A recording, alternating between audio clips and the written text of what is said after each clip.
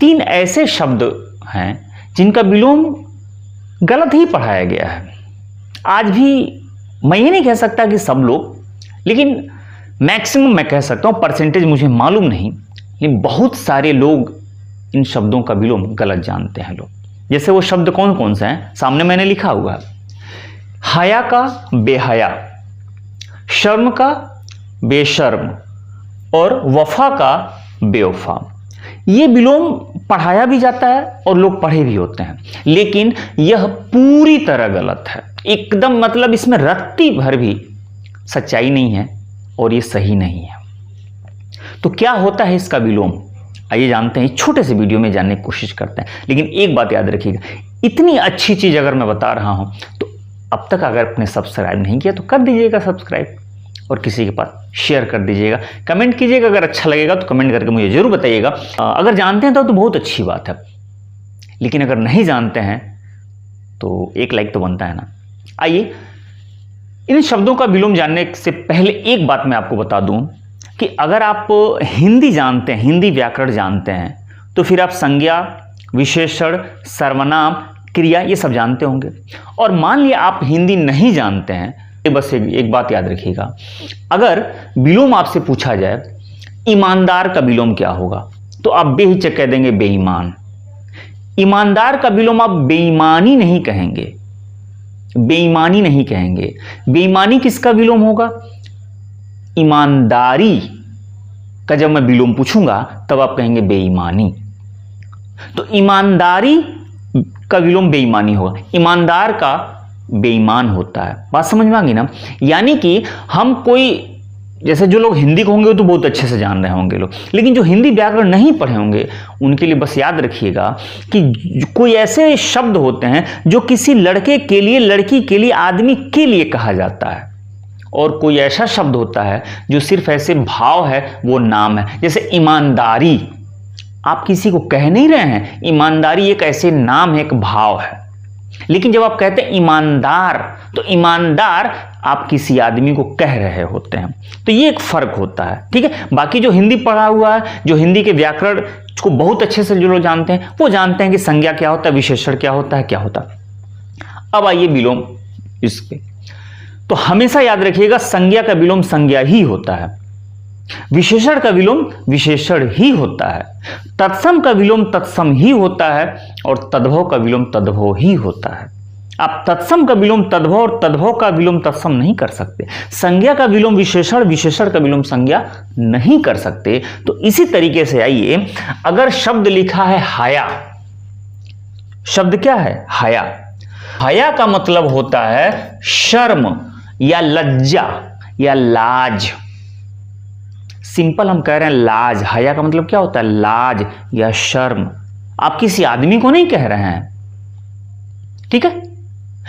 जबकि आप कह रहे बेहया, तो बेहया आप किसी को कह रहे हैं, यानी कि वो विशेषण है, ये संज्ञा है और बेहया विशेषण है। तो संज्ञा का विलोम विशेषण कभी नहीं होता है। हया यानी कि हया का जो अर्थ होता है वो क्या होता है? हया का अर्थ होता है शर्म, हया का अर्थ होता है लाज, हया का अर्थ होता है लज्जा, ये होता है, ठीक है। यानी कि एक भाव है, ये भाव का नाम है।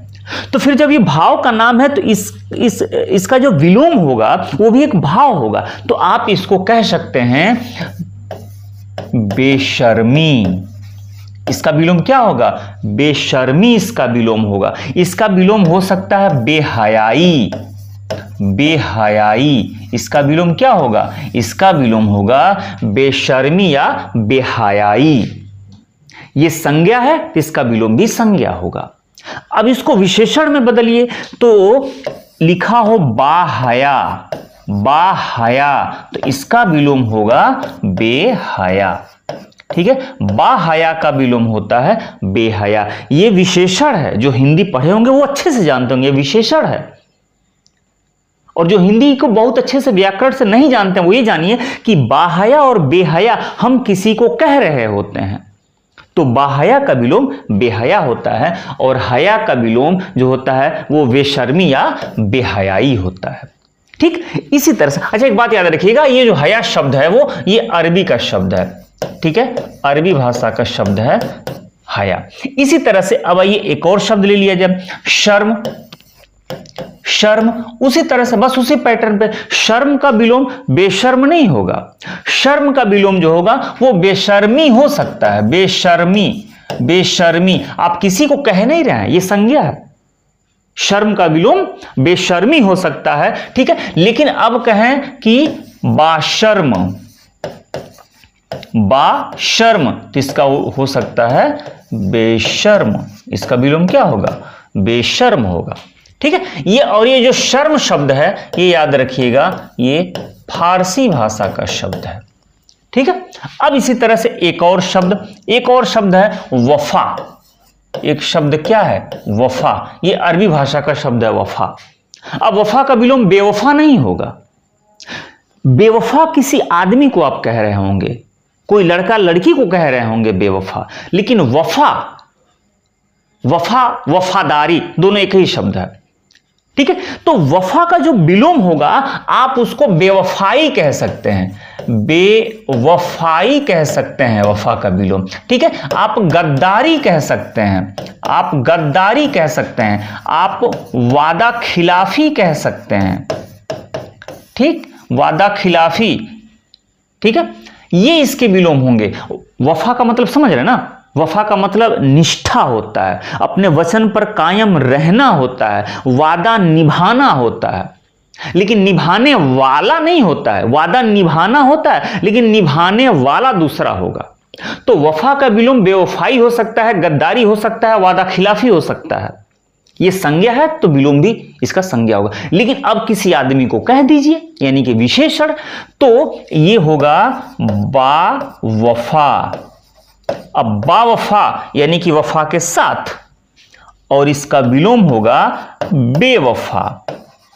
बेवफा यानी कि जिसने वफा नहीं किया, बावफा यानी कि जो वफा करता है, और बेवफा कि जो वफा नहीं करता है, यानी कि यह हम किसी को कह रहे हैं। ये विशेषण है, जो हिंदी पढ़ा है वो जान रहा है बहुत अच्छे से। वफा का विलोम बेवफा होता है, जबकि वफा का विलोम बेवफाई या गद्दारी या वादा खिलाफी होगा। बात समझ में आ गई ना? तो हमेशा याद रखिएगा, संज्ञा का विलोम संज्ञा होगा, विशेषण का विलोम विशेषण होगा, तत्सम का विलोम तत्सम होगा, तद्भव का विलोम तद्भव होगा। आप प्रकाश का विलोम क्या कहते हैं आप लोग? अंधकार कहते हैं।